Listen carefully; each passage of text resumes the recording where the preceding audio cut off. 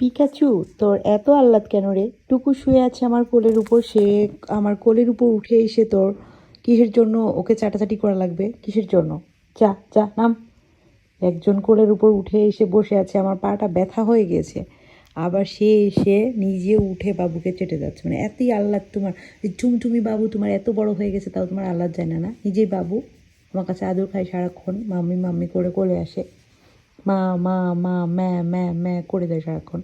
আবার উনি ওনার বাবুকে আদর করতে আসে ঢং। রাতের মধ্যে দেখবো যে ঘুম থেকে উঠে কয়েকবার মানে শব্দ হবে, জোরে জোরে চাটবে, চাটার শব্দ হবে।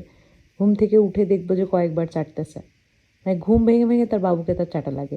গোলাপি নাক খুব দুষ্টু, গোলাপি নাক খুব দুষ্টু, গোলাপি নাক দিচ্ছে। দাঁত দেখা, তোর দাঁত দেখা, কত বড় দাঁত তোর! ওরে ছি ছি, কত দাঁত আমার পিকামণি! তোমরাই দেখো, এই দাঁত দিয়ে কুলু কুলু কুলু কুলু করে হাড় খায়, প্রত্যেক দিন মাংস খায়।